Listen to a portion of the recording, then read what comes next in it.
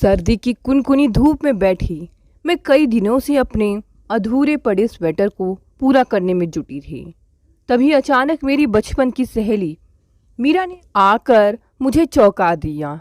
क्यों मीरा, तुम्हें अब फुर्सत मिली है अपनी सहेली से मिलने की? तुमने बेटे की शादी क्या की, मुझे तो पूरी तरह भुला दिया। कितनी सेवा करवाओगी और कितनी बातें करोगी अपनी बहू से। कभी कभी हम जैसों को भी याद कर लिया करो। कहाँ की सेवा और कैसी बातें। मेरी बहू को तो अपने पति से ही बातें करने की फुर्सत नहीं है। मुझसे क्या बातें करेगी और क्या मेरी सेवा करेगी?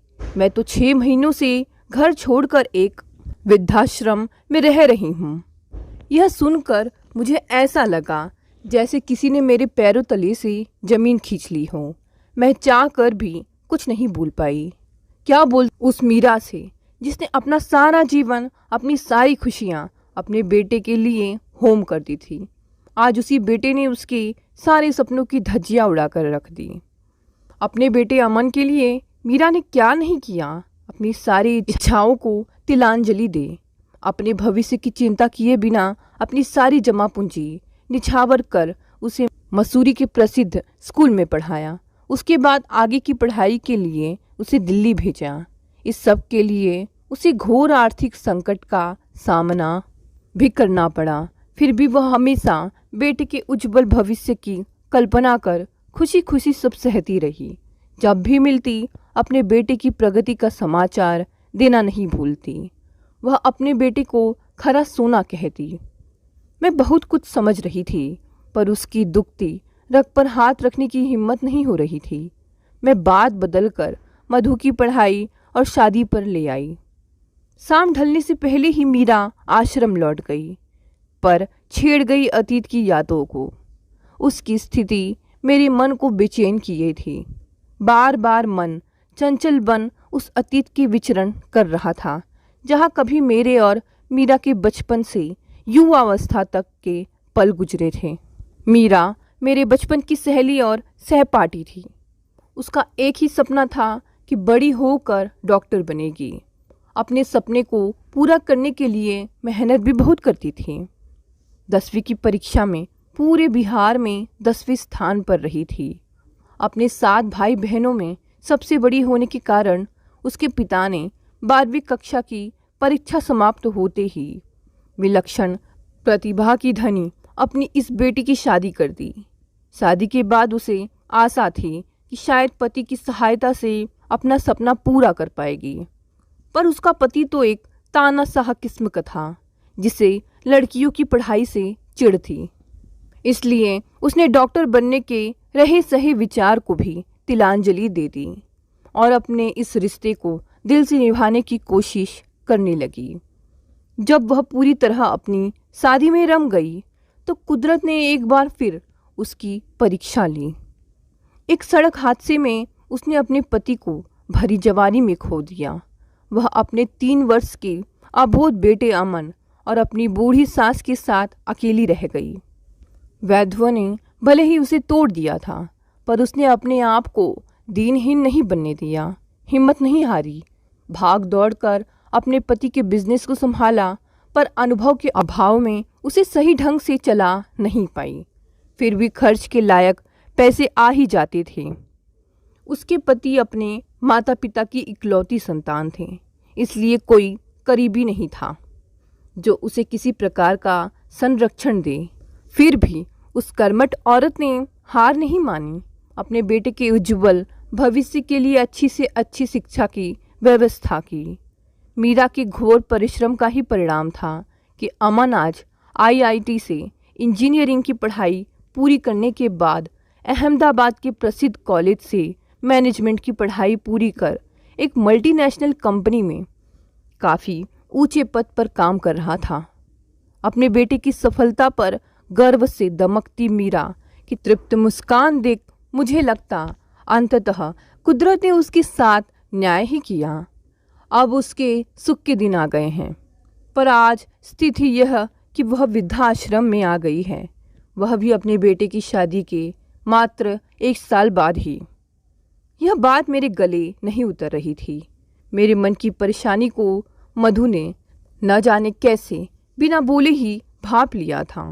बोली, क्या बात है मम्मा, जब से मीरा मौसी गई हैं आप कुछ ज़्यादा ही परेशान और खोई खोई लग रही हैं।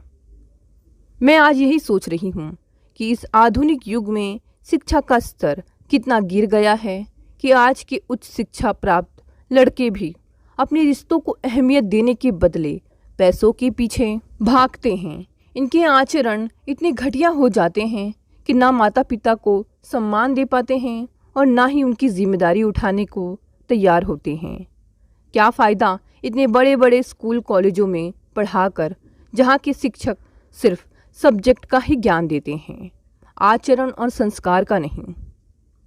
मम्मा, आपको बुरा लगेगा, पर आप हमेशा अपने संस्कारों और संस्कृति की दुहाई देती हैं और यह भूल जाती हैं कि समय में परिवर्तन के अनुसार इनमें भी बदलाव स्वाभाविक है।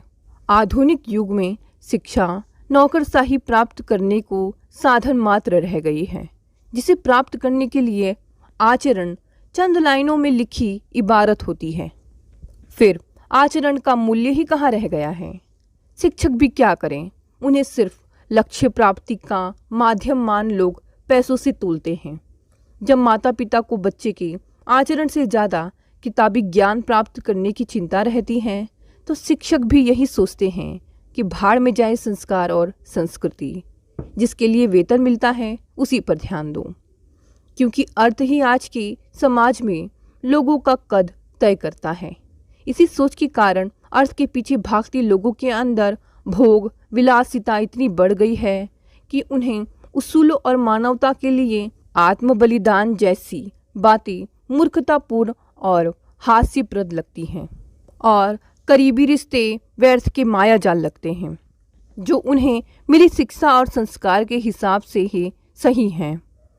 अगर आप अपने अंदर झांकिएगा तो आपको खुद अपनी बातों का खोखलापन नजर आएगा, क्योंकि पैसे और पावर के पीछे भागने की प्रेरणा सबसे पहले उन्हें अपने माता पिता से ही मिलती है, जो अपने बच्चों को अच्छा व्यक्ति और नागरिक बनाने से ज़्यादा इस बात को प्राथमिकता देते हैं कि उनके बच्चे शिक्षा के क्षेत्र में उच्च प्रदर्शन करें, उनके नंबर हमेशा अपने सहपाठियों की तुलना में ज़्यादा हो, यहाँ तक कि अपने बच्चों की उन्नति के लिए अपनी सामर्थ्य से ज़्यादा संसाधन प्रयोग करते हैं, जिसका बोझ कहीं ना कहीं बच्चों के दिलो दिमाग पर रहता है। माता पिता की यही लालसा शिक्षा के रचनात्मक विकास के बदले तनाव, चिंता और आक्रोश का कारण बनती है, और कभी कभी आत्महत्या का भी। मम्मा, क्या अब भी आपको लगता है कि सारा दोष इस नई पीढ़ी का ही है? अगर लड़कियां रिश्तों से ज़्यादा अपने करियर को अहमियत दे रही हैं, तो इसमें उनकी क्या गलती है? उनकी यह सोच उनकी अपने ही माता पिता और बदलते समय की देन है। पुरुषों तो वैसे भी भावनात्मक तौर पर इतने अहमवादी होते हैं कि अपने करियर को परिवार के लिए विराम देने की बात सोच भी नहीं सकते, तो लड़कियां ही सारे त्याग क्यों करें? यह आपसी टकराव सारे रिश्तों की धज्जियां उड़ा रहा है। इस स्थिति को आपसी समझदारी से ही सुलझाया जा सकता है, नई पीढ़ी को कोसने से नहीं। चुप क्यों हो गई? और बोलो। नैतिक मूल्यों को त्याग सिर्फ भौतिक साधनों से लोगों को सुखी बनाने की बात करो। यह संस्कार मैंने तुम्हें दिए हैं कि समाज और परिवार को त्याग, ममता और मानवता के लिए कुछ कर गुजरने की भावना को भूल सिर्फ अपने लिए जीने की बात करो। जैसे अमन ने अपने सुखों के लिए अपने वृद्ध माँ को वृद्धाश्रम भेज दिया। मुझे पता है भविष्य में तुम भी अमन के नक्शे कदम पर चलोगी, क्योंकि अमन कभी तुम्हारा बेस्ट फ्रेंड हुआ करता था। जहाँ तक मेरी बात है मम्मा, वह तो बात की बात है। अब तो मेरी पढ़ाई भी पूरी नहीं हुई है, पर एक बात ज़रूर है कि मीरा मौसी के वृद्धाश्रम जाने की बातें सुन अमन से आपको ढेरों शिकायतें हो गई होंगी। पर जैसे आप मीरा मौसी को समझती हैं, मैं अमन को समझती हूँ। सच कहूँ तो मीरा मौसी अपनी स्थिति के लिए स्वयं जिम्मेदार हैं। कभी आपने सोचा है संतान का कोई भी कर्म, सफलता या विफलता, सब कहीं ना कहीं उसके माता पिता की सोच और परवरिश का परिणाम होता है। वह मीरा मौसी ही थी जिन्हें कभी जुनून था कि उनका बेटा हमेशा अव्वल आए, वह इतनी ऊंची उड़ान भरे कि कोई उसके बराबर ना आ पाए। नाते रिश्तेदार सब कहे कि देखो यह मीरा का बेटा है, जिसे मीरा ने अकेले पति के बिना ही कितने ऊंचे पद पर पहुंचा दिया, जहां विरले ही पहुंच पाते हैं। आपको याद है मम्मा? याद कैसे नहीं होगा? मीरा मौसी अपना हर फैसला तो आपकी सलाह से ही लेती थी। अमन की दादी जीवन की अंतिम घड़ियां गिन रही थी। उनके प्राण अपने बेटे की अंतिम निशानी अमन में अटके हुए थे। बार बार उसे बुलवाने का अनुरोध कर रही थी। उस समय अमन दिल्ली में आईआईटी की प्रवेश परीक्षा की तैयारी कर रहा था, पर मीरा मौसी ने उसे पटना बुलाना जरूरी नहीं समझा। उनका कहना था कि अगर वह फ्लाइट से भी आएगा तो भी 2 दिन बर्बाद हो जाएंगे और फिर दादी को देख डिस्टर्ब हो जाएगा वह अलग। उन्होंने दादी के बीमार होने तक की सूचना अमन को नहीं दी, क्योंकि अमन भी अपनी दादी से बेहद प्यार करता था। यहाँ तक कि दादी का देहांत हो गया तब भी अमन को सूचित नहीं किया गया। अमन का जब आईआईटी में चयन हो गया और वह पटना आया तब उसे पता चला कि उसकी दादी नहीं रही। वह देर तक फूट फूट कर रोता रहा, पर मीरा मौसी अपनी गलती मानने के बदले अपने फैसले को सही बताती रही। ऐसा कर अमन के अंदर स्वार्थ का बीज तो खुद ही उन्होंने ही डाला। अब वह हर रिश्ते नाते और अपनी खुशी तक को भुला सिर्फ अपने करियर पर ध्यान दे रहा है। तो क्या गलत कर रहा है? माँ का ही तो अरमान पूरा कर रहा है। अमन मीरा मौसी की कसौटी पर पूरी तरह खरा उतरा। उसने अपनी माँ की सभी इच्छाएं पूरी की। उसके बदले वह अपनी माँ से सिर्फ इतना ही चाहता है कि जिस लड़की से वह प्यार करता है उसके साथ मीरा मौसी उसकी शादी करवा दे। उसकी बात मानने के बदले मीरा मौसी ने हंगामा बरपा दिया, क्योंकि उन्हें जुनून था कि उनकी बहू भी ऐसी ही हो जो नौकरी के मामले में उनके बेटे से कतई 19 ना हो। अमन जिसे प्यार करता था वह लड़की अभी पढ़ ही रही थी। अपनी महत्वाकांक्षा के आगे उन्होंने अमन की एक भी नहीं सुनी, न ही उसकी खुशियों का ख्याल किया। उन्होंने साफ साफ कह दिया कि वह मखमल के टाट का पैबंद नहीं लगने देंगी। उन्होंने अपनी जान देने की धमकी दे अमन को फैसला मानने पर मजबूर कर दिया और उसकी शादी अपनी पसंद की लड़की रिया से करवा दी। अपनी सोच के अनुसार उन्होंने अपने बेटे के जीवन को एक नई दिशा दी, अपनी सारी इच्छाएं पूरी की। पर अब हाल यह है कि बेटा बहू दोनों काम के बोझ के तले दबे हैं। कभी अमन घर से महीने भर के लिए बाहर रहता है तो कभी रिया, तो कभी दोनों ही। एक दूसरे के लिए भी दोनों न समय निकाल पा रहे हैं, न ही परिवार बढ़ाने के बारे में सोच पा रहे हैं। फिर मीरा मौसी के लिए वे कहाँ से समय निकालें? दोनों में से कोई भी अपनी तरक्की का मौका नहीं छोड़ना चाहता। रिया वैसे अच्छी लड़की है, पर अपने करियर से समझौता करने के लिए किसी भी शर्त पर तैयार नहीं है। यह सोच उसको अपनी माँ से मिली है। वह अपने माता पिता की इकलौती संतान है। बचपन से ही उसमें यह जुनून इसलिए भरा गया था कि लोगों को दिखा सके कि उनकी बेटी किसी लड़के से कम बिल्कुल नहीं है। दुनिया चाहे कितनी भी बदल जाए, पर मम्मा, किसी रिलेशनशिप में सबसे बड़ी होती है आपसी अंडरस्टैंडिंग। अगर हम अपने नज़रिए से सोचते हैं तो वह अपने लिए सही हो सकता है, पर दूसरों के लिए ज़रूरी नहीं कि सही हो। आपको अच्छा नहीं लगेगा, पर मीरा मौसी ने अपना हर फैसला खुशियों को केंद्र में रखकर लिया, जो उनके लिए ज़रूर सही था, पर अमन के लिए नहीं। अपने फैसले का परिणाम वे खुद तो भोग ही रही हैं। कहीं ना कहीं अमन भी अपने प्यार को खो देने का गम भुला नहीं पा रहा है। मधु की बातें सुन मैं हतप्रभ रह गई। वास्तव में हम अपने बच्चों में करियर को लेकर ऐसा जुनून भर देते हैं कि पूरी उम्र उनकी ज़िंदगी मशीन बनकर रह जाती है। मधु के अत्यधिक बोलने और आंखों में स्पष्ट असंतोष और झिझक देखकर मेरे दिमाग में बिजली सी कौंध गई। मैं अपने को रोक नहीं सकी। बोली, कहीं अमन तुमसे तो प्यार नहीं करता था? मेरी बात सुन वह पल भर कुछ चौंकी, फिर अचानक उठ खड़ी हुई, जैसे अपनी मन की वेदना को संभाल नहीं पा रही, और मेरे गले से आ लगी।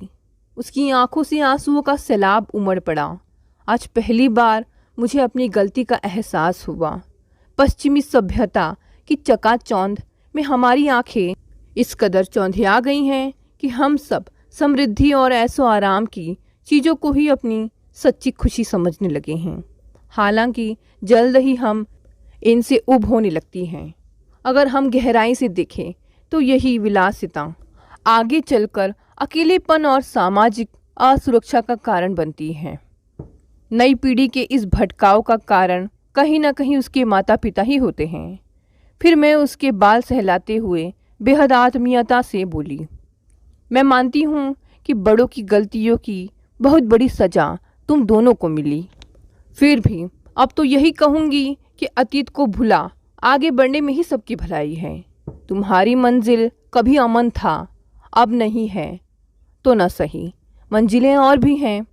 अब से तुम्हारी माँ तुम्हारे हर कदम में तुम्हारे साथ है। दोस्तों, ये छोटी सी कहानी यहीं समाप्त हो गई। आशा करती हूँ ये कहानी आपको पसंद आई होगी। अगर कहानी पसंद आई तो इसे लाइक, शेयर और कमेंट करें। धन्यवाद दोस्तों, मिलते हैं अगली नई कहानी से। अपने कमरे में पैर रखते ही पता नहीं क्यों दिल धक से रह जाता है। माँ के घर में मेरे कमरे में इतनी जल्दी सब कुछ बदल सकता है, मैं सोच भी नहीं सकती थी। कमरे में मेरी पसंद की पीले कलर की दीवार गुलाबी कलर की हो गई है।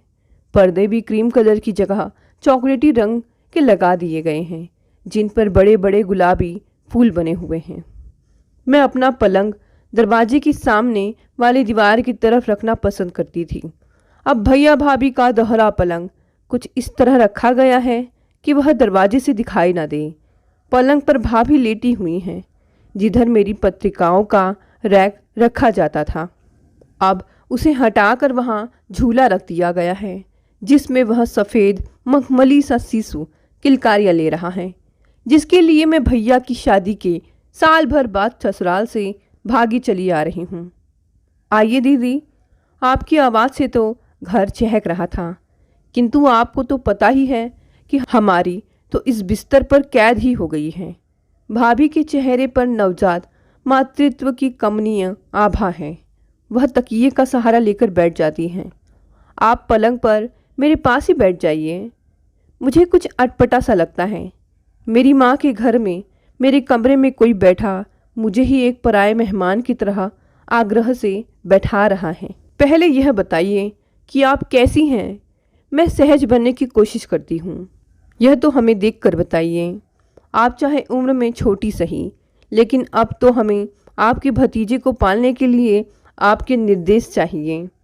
हमने तो आपको ननन के साथ गुरु भी मान लिया है। मैं थोड़ा सा कुचा जाती हूँ। भैया मुझसे 3 वर्ष ही बड़े थे, लेकिन उन्हीं की जिद थी कि पहले साधना की शादी होगी तभी वह शादी करेंगे। मेरी शादी भी पहले हो गई और बच्चा भी। भाभी अपनी ही रौ में बताई जा रही थी कि किस तरह अंतिम क्षणों में उनकी हालत खराब हो गई थी। ऑपरेशन द्वारा प्रसव हुआ। आप तो लिखती थी कि सब कुछ सामान्य चल रहा है, फिर ऑपरेशन क्यों हुआ? कहते हुए मेरी नज़र अलमारी पर फिसल जाती है, जहाँ मेरी इकोनॉमिक्स की मोटी मोटी किताबें रखी रहती थीं। वहाँ एक खाने में मुन्ने के कपड़े, दूसरे में झुनझुने व छोटे मोटे खिलौने। ऊपर वाला खाना गुलदस्तों से सजा हुआ है। सब कुछ सामान्य ही था, लेकिन आजकल ये प्राइवेट नर्सिंग होम वाले कुछ इस तरह गंभीर अवस्था का खाका खींचते हैं कि बच्चे की धड़कन कम हो रही है, और अगर आधे घंटे में बच्चा नहीं हुआ तो माँ बच्चे दोनों की जान को खतरा है। घर वालों को तो घबराकर ऑपरेशन के लिए हाँ कहनी ही पड़ती है। अब तो जिससे सुनो उसके ही ऑपरेशन से बच्चा हो रहा है। हमारे ज़माने में तो इक्का दुक्का बच्चे ही ऑपरेशन से होते थे। माँ शायद रसोई में हमारी बातें सुन रही हैं, वहीं से हमारी बातों में दखल देती हैं। मेरी टटोलती निगाह उन क्षणों को छूना चाह रही है जो मैंने अपनी माँ के घर के इस कमरे में गुजारे हैं। परीक्षा की तैयारी करनी है तो यही कमरा है, बाहर जाने के लिए तैयार होना है तो श्रृंगार मेज के सामने घूम घूम कर अपने आप को निखारने के लिए यही कमरा, माँ या पिताजी से कोई अपनी जिद मनमानी हो तो पलंग पर उल्टे लेटकर रूठने के लिए यही कमरा, या किसी बात पर रोना हो तो सुबकने के लिए इसी कमरे का कोना। मेरा क्या कुछ नहीं जुड़ा था इस कमरे से। अब यही इतना बेगाना लग रहा है कि यह अपनी उछलती कुर्ती साधना को पहचान ही नहीं पा रहा। तू यहीं छिपी बैठी है, मैं तुझे कब से ढूंढ रहा हूँ। भैया आते ही एक चपत मेरे सिर पर लगाते हैं, भाभी के हाथ में कुछ पैकेट थमा कर कहते हैं, लीजिए, बंदा आपके लिए शक्तिवर्धक दवाएं व फल ले आया है। फिर मुन्ने को गोद में उठाकर अपना गाल उसके गाल से सटाते हुए कहते हैं, देखा तूने इसे, माँ कह रही थी बचपन में तू बिल्कुल ऐसी ही लगती थी। अगर यह तुझ पर ही गया है तो इसके नखरे उठाते उठाते हमारी मुसीबत ही आ जाएगी। मारूंगी ऐसा कहा तो मैं तुनक कर जवाब देती हूँ। मुझे यह दृश्य भला सा लग रहा है। अपने संपूर्ण पुरुषत्व की पराकाष्ठा पर पहुंचा पिता के गर्व से दीप्त मुन्ने के गाल से सटाकर भैया का चेहरा, सब कुछ बेहद अच्छा लगने पर भी, इतनी खुश होते हुए भी एक कतरा उदासी चुपके से आकर मेरे पास बैठ जाती है। मैं भैया की शादी में भी कितनी मस्त थी। भैया की शादी की तैयारी करवाने महीना पहले ही चली आई थी। मैंने और माँ ने बहुत चाव से ढूंढकर शादी का सामान चुना था। अपने लिए शादी के दिन के लिए लहंगा व स्वागत समारोह के लिए साड़ी चुनी थी। बारात में भी देर तक नाचती रही थी। माँ व मैं घर पर सारी खुशियाँ समेटकर भाभी का स्वागत करने के लिए खड़ी थी। भैया भाभी के आंचल से अपने फेंटे की गांठ बांधे धीरे धीरे दरवाजे पर आ रहे थे। अंदर आने का कर लगेगा भैया, मैंने अपना हाथ फैला दिया था। पराए घर की छोकरी मुझसे कर मांग रही है, चल हट रास्ते से। भैया मुझे खिजाने के लिए आगे बढ़ते आए थे। मैं तो नहीं हटूंगी, मैं भी अड़ गई थी। सुधीर, झिकझिक न कर, नेक तो देना ही होगा। माँ और एक बुजुर्ग महिला ने बीच बचाव किया था। तुम ही बताओ, इसे कितनी बख्शिश दें? भैया ने स्नेहिल दृष्टि से भाभी को देखते हुए पूछा था। भाभी तो संकोच से आधे घूंघट में भी और भी सिमट गई थी, किंतु मुझे कुछ बुरा लगा था। मुझे कुछ देने के लिए भैया को अब किसी से पूछने की ज़रूरत महसूस होने लगी है। अपनी शादी के बाद पहले अमित का, फिर मन्नू का आगमन, सच ही मैं भी अपनी दुनिया में मस्त हो गई थी। मुझे खुश देखती माँ, पिताजी व भैया की खुशी से उछलती तृप्त दृष्टि में भी एक कातर रेखा होती थी कि साधना अब पराई हो गई। माँ तो मुझसे कितनी जुड़ी हुई थी। घर का कोई महत्वपूर्ण काम होता है तो साधना से पूछ लो, कुछ विशेष सामान लाना हो तो साधना से पूछ लो। शायद मेरे पराये हो जाने का एहसास ही उनके लिए मेरे बिछोह को सहने की शक्ति भी बना होगा। लो संभालो अपने शहजादे को। भैया मुन्ने को भाभी के पास लिटाते हुए बोले, अब पड़ेगी डांट। मैं यह कहने आया था कि मेज पर माँ व अमित जी तेरा इंतज़ार कर रहे हैं।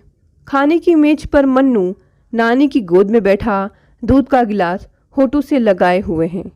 मेरे बैठते ही माँ अमित से कहती हैं, अमित जी, मैं सोच रही हूँ कि 3 महीने बाद हम लोग मुन्ने का मुंडन करवा देंगे। आप लोग जरूर आइए, क्योंकि बच्चे के उतरे हुए बाल बुआ लेती हैं। मैं या अमित कुछ कहें इससे पहले ही भैया के मुंह से निकल पड़ता है, माँ अब ये लोग इतनी जल्दी थोड़े ही आ पाएंगे। मैं जानती हूँ कि भैया की इस बात से कोई दुराव नहीं है, पर पता नहीं क्यों मेरा चेहरा बेरौनक हो उठता है। अमित निर्विकार उत्तर देते हैं, 3 महीने बाद तो आना नहीं हो सकता, इतनी जल्दी मुझे छुट्टी भी नहीं मिलेगी। माँ जैसे बचपन में मेरे चेहरे की एक एक रेखा पढ़ लेती थी, वैसे ही उन्होंने अब भी मेरे चेहरे की भाषा पढ़ ली है। वो भैया को हल्की सी झिड़की देती हैं, तो कैसा भाई है, अपनी तरफ से ही बहन के ना आ सकने का मजबूरी बता रहा है। तभी तो हमारे लोकगीतों में कहा गया है, माए कहे बेटी नित नित आइयो, बाप कहे 6 मास, भाई कहे बहन साल पीछे आइयो। वह आगे की पंक्ति भाभी कहे कहाँ काम, जानबूझकर नहीं कहती। माँ, मेरा यह मतलब नहीं था। अब भैया का चेहरा देखने लायक हो रहा है। लेकिन मैं व अमित जोर से हंसकर वातावरण हल्का फुल्का कर देते हैं। मैं चाय पीते हुए देख रही हूँ कि माँ का चेहरा साल भर में खुशी से कितना खिला खिला हो गया है, वरना मेरी शादी के बाद उनकी सूरत कितनी बुझी बुझी सी रहती थी। जब भी मैं ससुराल से यहाँ आती तो वह 1 मिनट में ही चुप नहीं बैठती थी। हर समय उत्साह से भरी कोई न कोई किस्सा कहानी सुनाने में लगी रहती थी। माँ, आप बोलते बोलते थकती नहीं हैं? मैं चुटकी लेती। तू चली जाएगी तो सारे घर में मेरी बात सुनने वाला कौन बचेगा? हर समय मुंह सिए बैठी रहती हूँ। मुझे बोलने से मत मना करना। अकेले में तो सारा घर भाएं भाएं करता रहता है। तो भैया की शादी कर दीजिए, दिल लग जाएगा। बस उसी के लिए लड़की देखनी है। तुम भी कोई लड़की नज़र में रखना। कभी माँ को मेरी शादी की चिंता थी? उन दिनों तो उनके जीवन का जैसे एकमात्र लक्ष्य था कि किसी तरह मेरी शादी हो। लेकिन वह लक्ष्य प्राप्त करने के बाद उनका जीवन फिर ठिठक कर खड़ा हो गया था। कैसा होता है जीवन भी, एक पड़ाव पर पहुंचकर दूसरे पड़ाव पर पहुंचने की हड़बड़ी स्वतः ही अंकुरित हो जाती है। माँ, लगता है आप बहुत खुश हैं। अभी तो तसल्ली से खुश होने का समय भी नहीं है। नौकर के होते हुए भी तो मैं तो मुन्ने की आया बन गई हूँ। सारे दिन उसके आगे पीछे घूमना पड़ता है। वह मुन्ने को रात के 10 बजे अपने बिस्तर पर लिटाकर उससे बातें कर रही हैं। वह भी अपनी काली चमकीली आंखों से उनके मुंह को देख रहा है। अपने दोनों होंठ सिकोड़कर कुछ आवाज़ निकालने की कोशिश कर रहा है। मन्नू भी नानी के पास आलती पालती मार कर बैठा हुआ है। वह इसी चक्कर में है कि कब अपनी उंगली मुन्ने की आंख में गड़ा दे या उसके गाल पर पप्पी ले ले। माँ, 10 बज गए हैं। मैं जानबूझकर कहती हूँ, क्योंकि माँ की आदत है जहाँ घड़ी पर नजर गई कि 10 बजे हैं तो अधूरे काम छोड़कर बिस्तर पर जा घुसेंगी, क्योंकि उन्हें सुबह जल्दी उठने की आदत है। 10 बज गए तो क्या हुआ? अभी अमाला मुन्ना लाजा छोया नहीं है तो अम कैसे छो जाएं? माँ जानबूझकर तुतला कर बोलते हुए स्वयं बच्चा बन गई हैं। थोड़ी देर में मुन्ने को सुलाकर माँ ढोलक लेकर बैठ जाती हैं। चल आ बैठ। 5 जच्चा सगुन की गालें।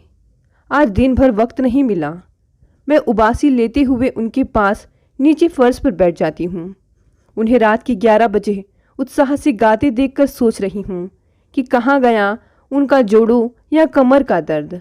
माँ को देखकर मैं किसी हद तक संतुष्ट हो उठी हूँ। अब कभी ससुराल में अपने सुखद क्षणों में यह टीस तो नहीं उठेगी कि वह कितनी अकेली हो गई है। मेरा यह अनुभव तो बिल्कुल नया है कि माँ मेरे बिना भी सुखी हो सकती हैं। नामकरण संस्कार वाले दिन सुबह तो घर परिवार के लोग ही जुटे थे। भीड़ तो शाम से बढ़नी शुरू होती है। कुछ औरतों को सामियाने में जगह नहीं मिलत, इसलिए वे घर के अंदर चली आ रही हैं। खाना पीना, शोर शराबा, गाना बजाना, उपहारों और लिफाफों को संभालते पता ही नहीं लगता कब 11:30 बज गए हैं। मेहमान लगभग जा चुके हैं। कुछ भूले भटके 10 लोग ही खाने की मेज के इर्द गिर्द प्लेटें हाथ में लिए गपशप कर रहे हैं। बैरों ने तंग आकर अपनी टोपियां उतार दी हैं। वे मेज पर रखे टोप, नीचे रखी सामियाने में बिखरी झूठी प्लेटों व गिलासों को समेटने में लगे हुए हैं। तभी एक बैरा गुलाब जामुन व हरी बर्फी से प्लेट में शुभकामनाएं लिखकर घर के अंदर जाता है। यूपी वाली मामी बरामदे में बैठी है।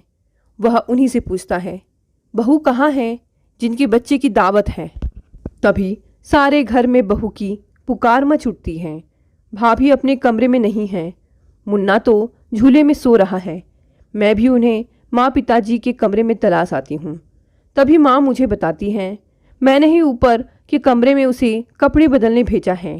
बेचारी साड़ी व गहनों में परेशान हो रही थी।